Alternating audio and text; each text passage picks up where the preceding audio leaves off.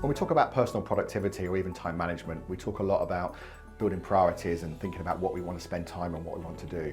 But very rarely do we spend any time to sort of stop and think, what do we need to stop doing? Because there's no doubt, as individuals and as organisations, as time goes by, we start to do things that really don't add any value. It's almost like barnacles building up on the hull of a ship. So this is why we have the stop matrix, which will help you maybe focus in on this.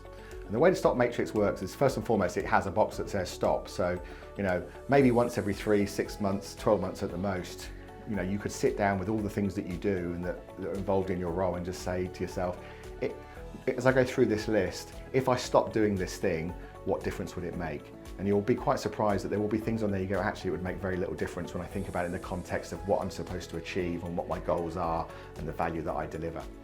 Now, obviously, there are going to be a lot of things you can't stop, but it doesn't mean you can't still analyse them, and this is where the other 3 boxes come in.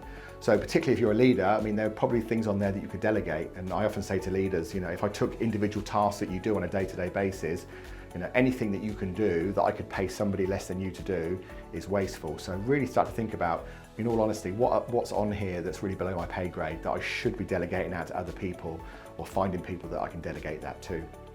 When you get beyond a delegation, I think the bit that people very rarely think about is the way that they actually work. And there's huge opportunities, and particularly with technology, to actually re-engineer things. So I may not be able to stop it, I may not be able to delegate it, but could I re-engineer the way I do it in a different process, or even by applying some technology, so suddenly it becomes a much less onerous task and saves me some time.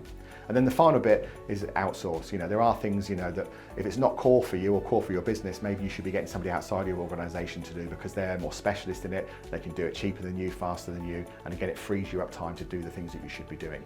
So that's the stop doing matrix. Focus on the stop first. Anything that's not adding value, stop doing, and then think about the rest of your tasks in terms of what can I re-engineer, what can I outsource, or what can I delegate to somebody else in my organisation.